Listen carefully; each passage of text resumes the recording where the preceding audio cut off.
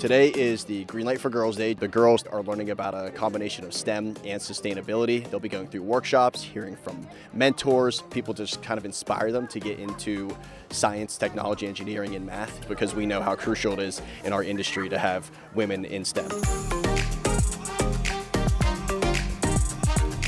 Today is a day for girls here in the Pittsburgh area to be able to engage in truly hands-on learning, ignite concepts around STEM in a different way for them, and really come up with a way of finding their own ideas and their own inspiration, particularly all under the theme and the umbrella of sustainability. We've got 120 11 to 15-year-old girls here today who are amazing ideas of how they want to change the world. I think it's a really great experience to learn about sustainability and do all these activities. You discover new things about the world. I learned about how there are different ways that you can filter water. We actually did an experiment with that. I think that's a great thing for girls to come together and be supporting each other. To see just a lot of girls who actually are encouraged by STEM and want to go in that field is probably the most exciting part of it.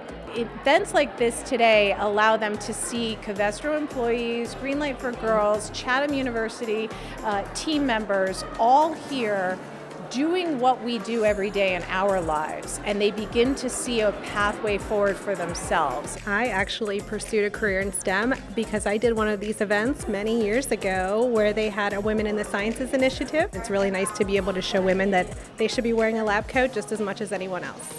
Having our talented leaders and our scientists come and show young girls what it's like to be a woman in science, that inspires our next generation. And when we talk about the importance of diversity and innovation in STEM, it's activities like this that can change lives. We want to be able to encourage and see women having these types of careers, so we want to make sure that we can be part of that pipeline and getting girls involved, and then hopefully to see them be part of a Covestro team eventually one day.